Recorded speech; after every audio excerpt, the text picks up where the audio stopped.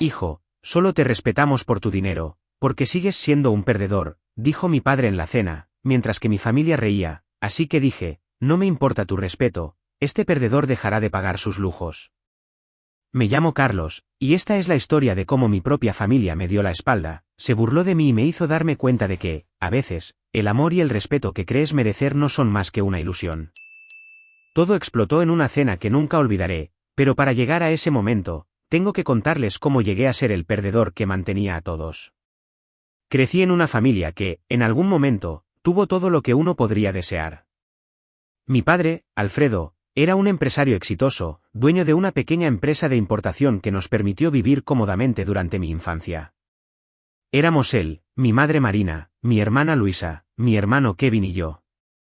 Vivíamos en una casa grande en las afueras de la ciudad, con un jardín donde jugábamos de pequeños y una mesa de comedor donde, al menos en mi memoria, alguna vez compartimos risas sinceras. Pero eso fue hace mucho tiempo. Cuando tenía unos 15 años, todo cambió. La empresa de mi padre empezó a tambalearse.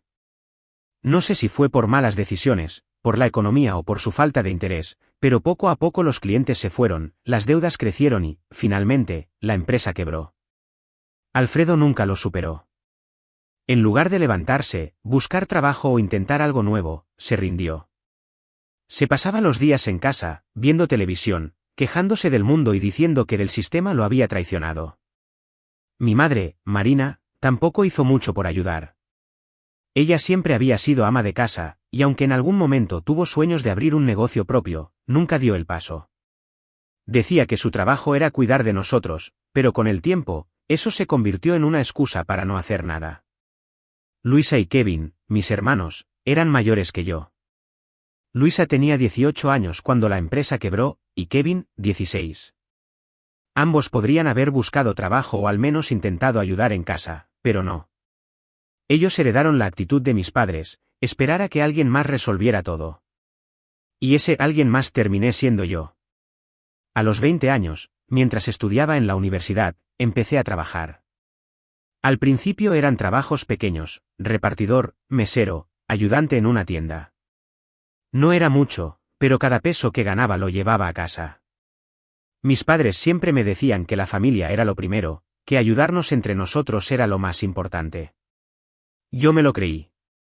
Me mataba trabajando y estudiando, mientras Luisa y Kevin se la pasaban viendo series, saliendo con amigos o pidiéndome dinero para comprarse ropa o salir de fiesta. Mis padres nunca les decían nada. Si yo insinuaba que ellos también podían trabajar, Marina me miraba con cara de ofendida y decía, son jóvenes, Carlos, déjalos disfrutar. Ya tendrán tiempo para trabajar. Alfredo, por su parte, solo gruñía y cambiaba de tema. Terminé la universidad con un título en Administración de Empresas, y después de un par de años de buscar oportunidades, conseguí un puesto en una empresa de tecnología. No era el jefe, pero ganaba bien, lo suficiente para cubrir las cuentas de la casa, pagar las deudas que aún arrastrábamos por la quiebra de mi padre, y de paso, complacer los caprichos de mi familia. Al principio, me sentía orgulloso. Pensaba que estaba haciendo lo correcto, que estaba cuidando de los míos, como me habían enseñado. Pero pronto me di cuenta de que mi familia no veía mi esfuerzo como algo admirable. Para ellos, yo era la billetera ambulante, el que siempre estaba ahí para pagar. Luisa, que ya tenía 25 años, no trabajaba ni estudiaba. Se la pasaba en redes sociales, subiendo fotos con ropa cara que yo le compraba o viajando con sus amigos a lugares que yo pagaba. Kevin, de 23, era aún peor. No tenía ni un solo plan en la vida. Se pasaba los días jugando videojuegos o saliendo a fiestas, y cada vez que necesitaba dinero, me lo pedía como si fuera mi obligación dárselo. ¿Para qué trabajas tanto si no es para ayudarnos?, me decía con una sonrisa burlona. Mis padres no solo lo permitían, sino que lo alentaban. Marina siempre decía cosas como, Carlos, eres el hombre de la casa ahora, tienes que cuidarnos. Y Alfredo, cuando se dignaba a hablar, solo repetía que yo tenía suerte de tener un buen trabajo, como si él no hubiera tenido la oportunidad de hacer algo con su vida. Con el tiempo, las exigencias fueron creciendo. Luisa quería un celular nuevo cada año.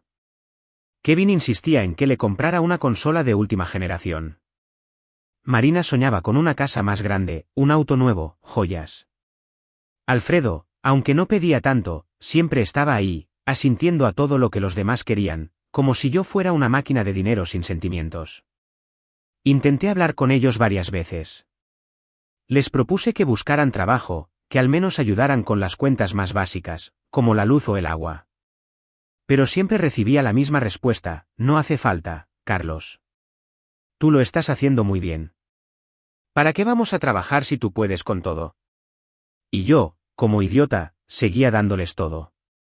Porque eran mi familia.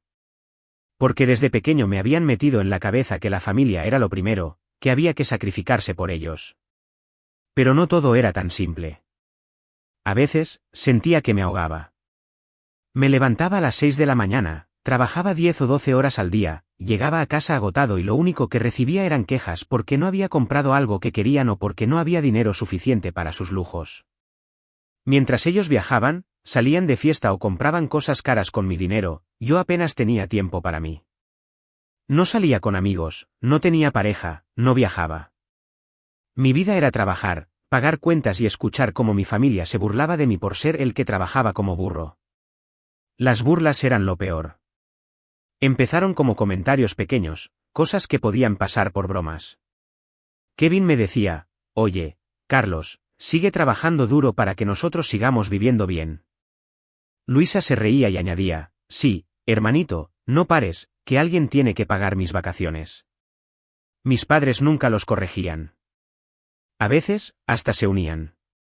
Marina decía cosas como: ay, Carlos, si no trabajaras tanto, ¿cómo íbamos a vivir así?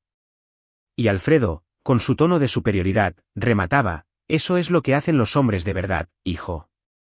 Siguen adelante aunque nadie los valore. Yo me tragaba la rabia, me decía a mí mismo que lo hacían sin mala intención, que solo eran bromas. Pero en el fondo, cada comentario era como un cuchillo. Me dolía. Me hacía sentir que no valía nada más que por el dinero que ponía sobre la mesa. Aún así, seguía adelante. Pensaba que, si les daba todo lo que querían, algún día me lo agradecerían. Que algún día verían mi esfuerzo y me dirían: gracias, Carlos, sin ti no habríamos salido adelante. Pero ese día nunca llegó. En cambio, las exigencias crecieron, las burlas se hicieron más crueles y yo empecé a sentir que mi vida no era mía. Estaba atrapado, trabajando para mantener a una familia que no me respetaba, que no me quería por quien era, sino por lo que les daba. Todo cambió una noche, en una cena que pensé que sería especial. Había recibido una gran noticia en el trabajo: mi gerente me había ascendido. Ahora sería jefe de un departamento, con un aumento de sueldo considerable. Estaba emocionado. Por primera vez en mucho tiempo, sentí que mi esfuerzo valía la pena, que estaba logrando algo para mí.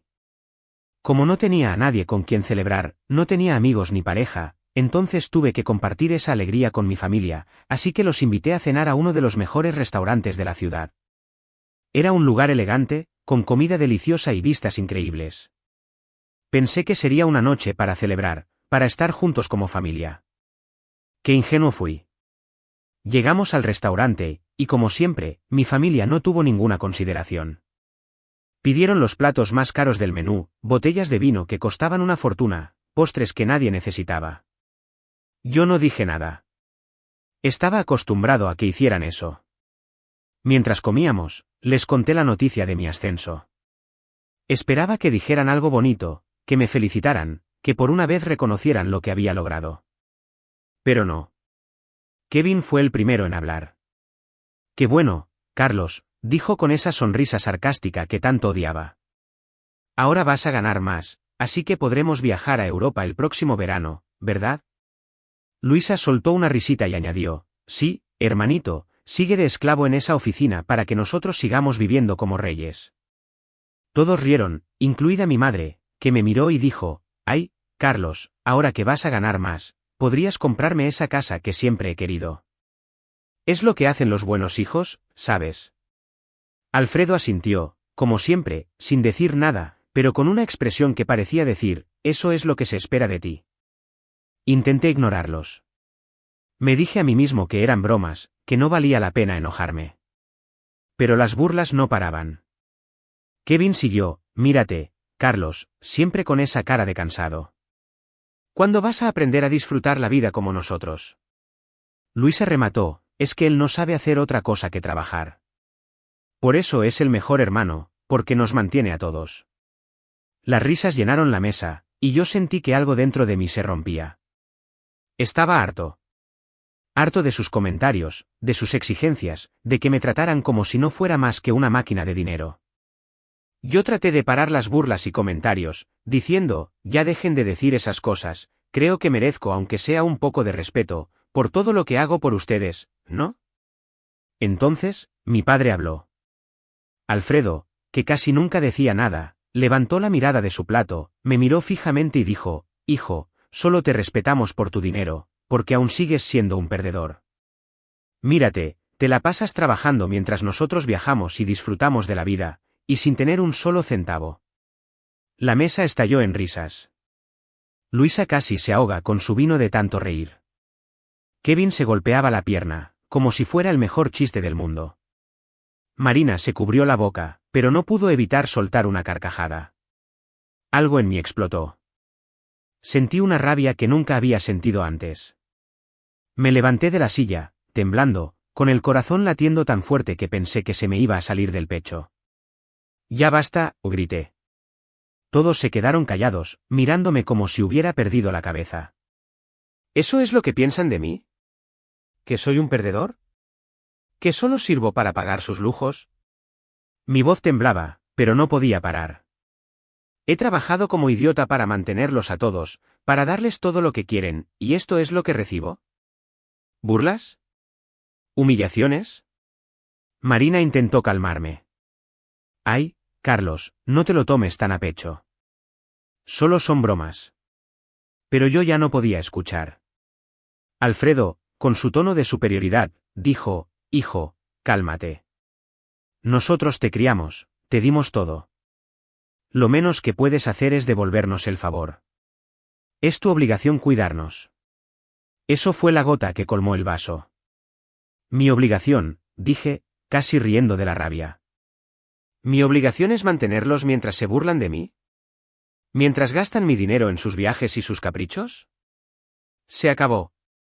Miré a cada uno de ellos, a sus caras de sorpresa, y dije las palabras que cambiarían todo, no me importa su respeto, perdedor, ya no pagará sus lujos. Arréglenselas solos. Sin decir una palabra más, tiré la servilleta sobre la mesa, me di la vuelta y salí del restaurante. No pagué la cuenta. Sabía que eso los obligaría a enfrentarse a las consecuencias de sus actos. Mientras caminaba por la calle, escuché a Luisa gritar mi nombre, pero no me detuve. Estaba furioso, pero también sentía algo nuevo, liberación. Por primera vez en años, sentí que estaba tomando el control de mi vida. Más tarde, un amigo que era mesero en ese restaurante, me dijo que esa noche, mi familia tuvo que lavar platos en el restaurante hasta la madrugada para pagar la cuenta. No sentí lástima. Era hora de que aprendieran lo que era trabajar por algo. Cuando llegué a casa, me senté en el sofá de la sala, mirando las paredes llenas de fotos familiares. Había una de cuando éramos pequeños, los 5 sonriendo en un viaje a la playa. Recordé cómo mi padre, Alfredo, nos cargaba a Kevin y a mí en los hombros mientras Luisa y mi madre, Marina, corrían detrás de nosotros. Parecía una eternidad atrás. Ahora, esa casa no sentía como un hogar. Era un lugar donde todos esperaban que yo pagara las cuentas mientras ellos vivían como si el dinero cayera del cielo. No podía seguir viviendo allí. No después de lo que había pasado. Así que tomé una decisión, me iba a mudar.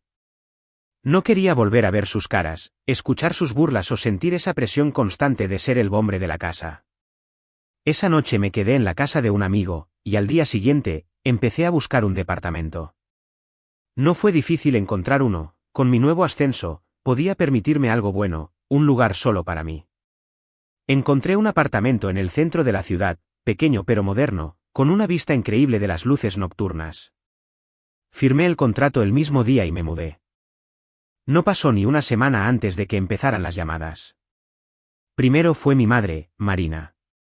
Su voz sonaba suave, casi suplicante. Carlos, hijo, ¿dónde estás? Estamos preocupados. ¿Por qué te fuiste así? Intenté mantenerme calmado, Pero no pude evitar responder con frialdad, me fui porque estoy harto de ser su banco. Si están tan preocupados, busquen trabajo y paguen sus cuentas. Ella empezó a lloriquear, diciendo que no podían sobrevivir sin mí, que las deudas se estaban acumulando, que no tenían dinero para la renta. Eso no es mi problema, le dije, y colgué. Luego fue Kevin. Él no se anduvo con rodeos. Oye, Carlos, ¿qué te pasa? ¿Crees que puedes dejar de ayudarnos así nada más? Eres un egoísta. Me reí. No pude evitarlo. ¿Egoísta? ¿Yo? Llevo años pagando todo mientras tú no mueves un dedo. Consíguete un trabajo, Kevin. Su respuesta fue gritarme que yo era un mal hermano, que los estaba abandonando. Colgué sin responder. Luisa fue la siguiente. Ella intentó una táctica diferente, haciéndose la víctima. Carlos, por favor, vuelve. No sabemos qué hacer sin ti. Mamá está muy triste, papá está furioso. Somos tu familia. Pero ya no me conmovían sus palabras. Si tanto me quieren, ¿por qué se burlaban de mí? ¿Por qué me llamaban perdedor? Arréglenselas solos, le dije, y corté la llamada. Alfredo fue el último en contactarme, y su mensaje fue el que más me dolió. Me mandó un audio de WhatsApp, porque supongo que no tenía el valor de hablarme de frente. Decía que estaba decepcionado de mí, que un hijo de verdad no abandona a su familia, que yo debía todo lo que era a ellos. Terminaba diciendo que, si no volvía a ayudarlos, no me consideraría más su hijo. Oír esas palabras fue como un puñetazo en el estómago. Pero también me hizo darme cuenta de algo: Alfredo nunca me había respetado. Para él, yo solo era útil mientras pusiera dinero en la mesa. Sin eso, no era nada. No respondí. En cambio, bloqueé sus números y sus correos.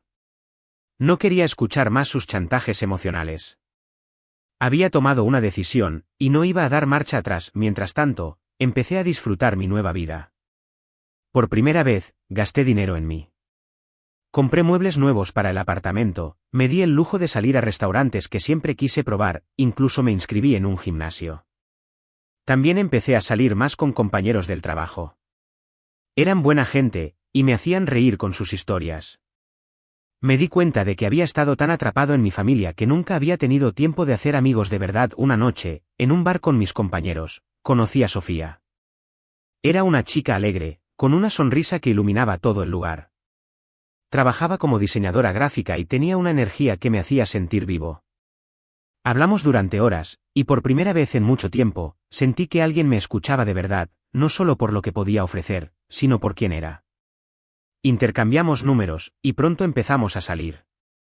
Sofía no sabía nada de mi pasado, y eso era liberador. Con ella, no era el tipo que pagaba las cuentas de su familia. Era solo Carlos. Los meses pasaron, y mi vida empezó a tomar forma. Con Sofía, todo era diferente. Ella no me pedía nada, no esperaba que le comprara cosas caras ni que le resolviera la vida. Al contrario, insistía en pagar la mitad de todo cuando salíamos. Era la primera vez que estaba con alguien que me veía como un igual, no como una máquina de dinero. Empezamos a pasar más tiempo juntos, y pronto se convirtió en mi novia. Con ella, descubrí lo que era disfrutar la vida de verdad. Viajamos juntos a la playa, fuimos a conciertos, paseamos por la ciudad sin preocuparnos por nada. Por primera vez, gasté mi dinero en mi felicidad, no en la de otros. Un día, cuando salí del trabajo, estaba Alfredo esperándome en la puerta de la empresa, pero su voz sonaba diferente, más débil, y su cara estaba demacrada. Carlos, por favor, escúchame, dijo. Estamos en la calle. Nos desalojaron. No tenemos dónde ir. Ayúdanos, hijo, te lo suplico. Por un momento, sentí un nudo en el estómago. Era mi padre, el hombre que me había criado, pidiéndome ayuda. Pero entonces recordé sus palabras en el restaurante: solo te respetamos por tu dinero, porque tienes una vida de perdedor. Recordé las risas, las burlas, los años de sacrificio que no valoraron. Y la rabia volvió. ¿Quieres ayuda, papá?, le dije, con un tono frío que ni yo mismo reconocí. Consíguete un trabajo. Paga tus cuentas. Haz lo que yo hice todos estos años mientras ustedes se reían de mí. Hubo un pequeño silencio, pero luego, Alfredo empezó a gritar. Eres un desagradecido. Te dimos todo. Esto es tu culpa. Así que me marché sin decir nada más, mientras él se quedaba hablando solo. No valía la pena discutir esa noche, le conté todo a Sofía. Hasta entonces, no le había hablado mucho de mi familia. No quería que esa parte de mi vida empañara lo que teníamos. Pero necesitaba desahogarme. Ella me escuchó sin interrumpir, y cuando terminé, me abrazó. Hiciste lo correcto, Carlos, me dijo. No puedes vivir para complacer a personas que no te valoran. Ahora es tu momento de ser feliz.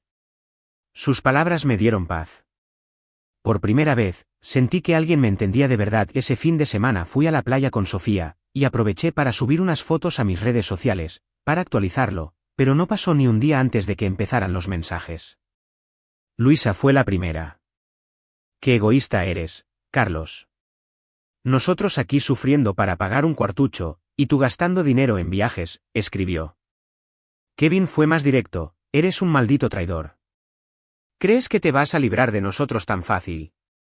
Incluso Marina me mandó un mensaje, diciendo que estaba decepcionada de mí, que un buen hijo no dejaría a su familia en la miseria mientras malgastaba su dinero en lujos. Leí los mensajes y, en lugar de enojarme, me reí. Era irónico. Durante años, ellos habían vivido de mi dinero, gastándolo en cosas que no necesitaban, mientras yo trabajaba sin descanso. Ahora que yo estaba disfrutando de mi vida, de mi dinero, me llamaban egoísta. Respondí a cada uno con el mismo mensaje: consigan trabajo. Paguen sus cuentas. Déjenme en paz. Y luego los bloqueé de nuevo. Esa fue la última vez que supe algo de mi familia. No volví a contactarlos, y ellos, eventualmente, dejaron de buscarme. Supongo que se dieron cuenta de que no iba a ceder. Y aunque una parte de mí siempre llevará el dolor de haber perdido a mi familia, sé que hice lo correcto. Ellos tuvieron su oportunidad de valorarme, de respetarme, de ser una familia de verdad. Pero eligieron burlarse, exigir, aprovecharse. Y ahora, estaban enfrentando las consecuencias. Espero que sientan lo que yo sentí durante años, el peso de sus propias elecciones. Porque, al final, la justicia no es solo que ellos paguen por lo que hicieron. Es que yo, por fin, estoy viviendo para mí. Suscríbete para más historias diarias.